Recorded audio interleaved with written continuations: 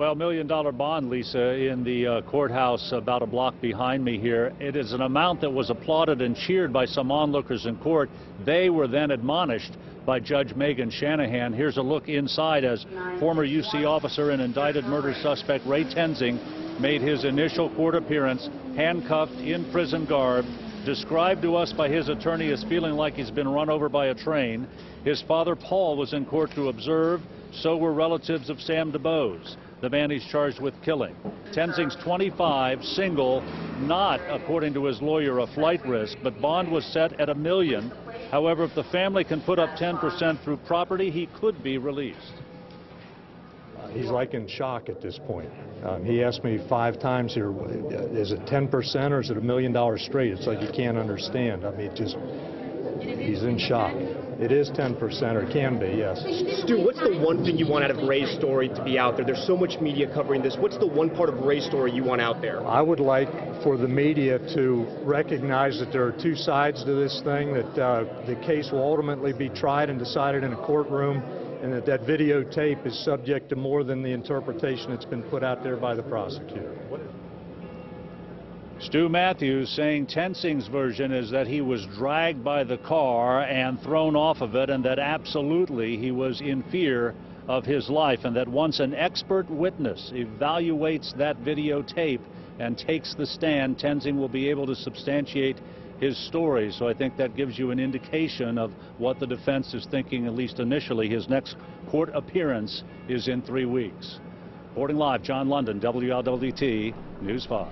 John, thank you. In the packed courtroom, Tenzing's family sat not far from Sam DuBose's relatives. They all watched as the charges against Tenzing went before the judge and as the former UC officer entered his not guilty plea. After court, both DuBose's mother and sister spoke out. They talked about their feelings seeing Tenzing in person for the first time and what they think about the $1 million bond. WLWT News 5's Brian Hamburg continues our live team coverage. Brian, bring us up to date. Well, families for both sides were here, Lisa. In fact, when the DuBose family showed up, it was just a few minutes before court. There were so many people packed in the courtroom, deputies actually had to try and make room for them. Meanwhile, we talked about that $1 million bond. Well, we saw Tenzing in court today facing that in shock. Tenzing's family was in court today, too.